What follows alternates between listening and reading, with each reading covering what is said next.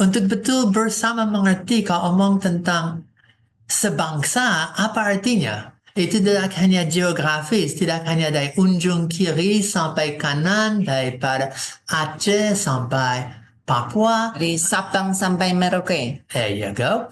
Atau dari atas sampai bawah, tetapi itu populasinya. Itu 275 hitungan terakhir, 281, dan berkembang Juta. terus. Dan kau lihat, saat ini Indonesia majoritasnya 50% plus dari populasi di bawah 20 tahun. And jumlah anak, jumlah orang muda luar biasa banyak. Dan mereka ini orang-orang digital, Pak. Mereka generasi digital. Di bawah 20 tahun, yes. Di bawah 30 tahun mungkin. Tapi yang jadi pertanyaan dan kesedihan, jumlah orang muda sudah meledak, tapi lihat di gereja bagian besar itu orang yang tua. Dan kalau lihat generasi digital biasa sulit untuk dapat di gereja. Saya masih ingat zaman dulu sekolah minggu bisa berapa besarnya? Oh, banyak. Satu gereja tergantung ya. Kalau jumlah jemaat dewasa misalnya 1.000, maka harusnya jumlah anak-anak itu kira-kira 2.000. Kalau mau bertahan dengan jumlah yang sama nanti ke depannya. Saat itu di atas 50%. Ya. Sekarang saya sudah berapa banyak gereja, ratusan, hampir tak pernah bertemu yang punya di atas 10%.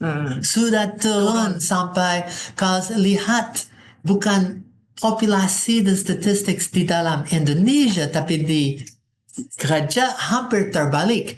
Lebih muda, lebih kemungkinan dah kadang. Kecil. Harusnya lebih besar. Ya, kalau mau mempertahankan untuk kedepannya, ya kemana nih Pak orang-orang muda ini?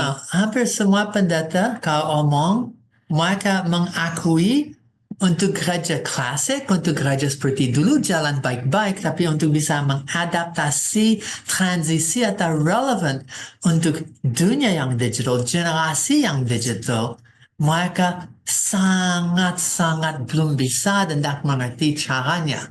Lebih lagi kalau itu akan jadi AI. So ini statistik populasi, statistik dari pendidikan.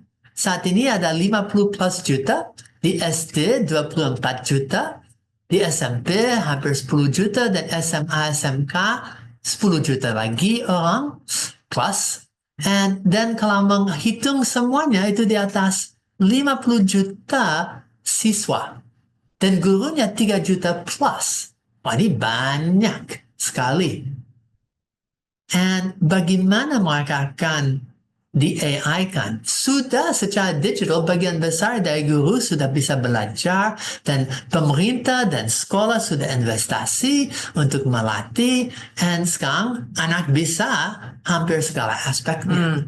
Itu luar biasa. Dan saya janji dalam 2-3 tahun berikut, AI, saat ini hampir semua anak sudah belajar pakai AI diri sendiri, acak-kacau, pura-pura tidak, karena guru masih tidak menerima.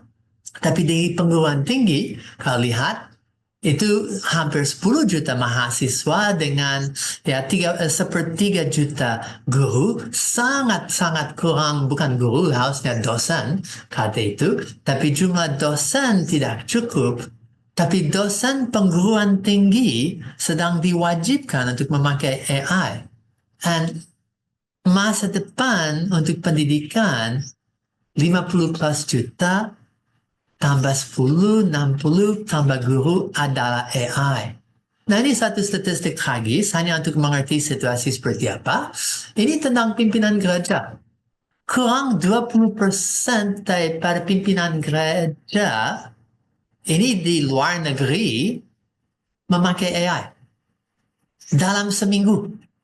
Dan bagian besar, 60 plus persen, pernah tapi jarang, ya sekali per bulan atau pernah sekali dan tak mengerti dan tak bisa. Kali ini masa depan, coba bandingkan. Ini kurang 20% bandingkan dengan 100% daripada generasi muda yang akan generasi digital dan AI. Atau guru-guru yang diwajibkan, dan mahasiswa yang akan diajar. Masa depan seperti apa? Dan tantangan untuk bangsa ini dari statistik. Gereja orang Kristen ada minimal 10% dan bisa bilang lebih, berarti 25 plus juta orang. Siapa tak tidak? Mereka akan bisa atau tidak bisa adaptasi dan relevan untuk melayani di abad ini. Kreasi AI. Ya, siapa tak tidak? Lebih lagi, saya rasa dengar dari sabda terus menerus, mereka rasa satu tanggung jawab besar untuk mentanam satu visi. Dan hanya AI. Saya sangat percaya masa depan ini adalah pimpinan masa depan. Mereka akan digital, mereka akan belajar AI, tapi secara secular. Mereka akan belajar itu tanpa ada fondasi AI for God, tanpa ada kacamata daripada Allah, tanpa ada pengertian dasar bagaimana ini dipakai untuk melayani dan untuk tujuan tak hanya rohani, tetapi untuk tujuan pelayanan dan tubuh Kristus. So, bagaimana untuk generasi AI sebangsa bisa diperjuangkan? Ini jadi harapan, ini jadi tantangan. And tantangan waktu singkat. Dulu sabda bilang AI is the future. Dan saya masih ingat tahun yang lalu ada orang dengan sangat keras, hampir kasar bilang, tidak benar. Oh? No, itu masa depan. Dan dia bilang, sorry, AI sudah saat ini. Masa depan sudah jadi. AI is here to stay. And masa depan yang you mikirkan akan luar biasa. Tetapi AI future is now. Perkembangan sangat lalu cepat. So, gimana dengan SDM? Gimana dengan infrastructure? Apakah skillsnya ada? Cara-cara dan pengertian akan pemakaian semua alat sebagai bangsa, dunia medis, dunia untuk bisnis, untuk industri, mereka memperjuangkan, dan saya percaya untuk mereka kemungkinan besar jawaban akan yes. Dan pemerintah akan mendukung dan menolong. Tapi gimana dengan gereja? Manakah di gereja ada yang bisa? Manakah di gereja ada yang siap? Lebih dari itu, saya lihat di dunia di Indonesia, tidak ada perspektif Alkitab. Belum ada hati atau visi tentang bagaimana tak hanya IT dan teknologi dipakai untuk Tuhan, tapi teknologi terbaru. Itu jadi sesuatu yang menggerak dan gerakan AI for God. Itu tantangan, itu kenyataan, itu fakta situasi seperti ini.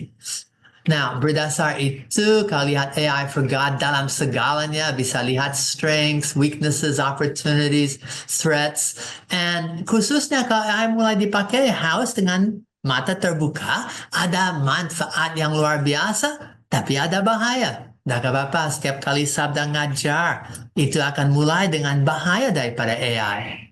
Tapi setelah itu akan bersama bergumul seperti apa masa depan.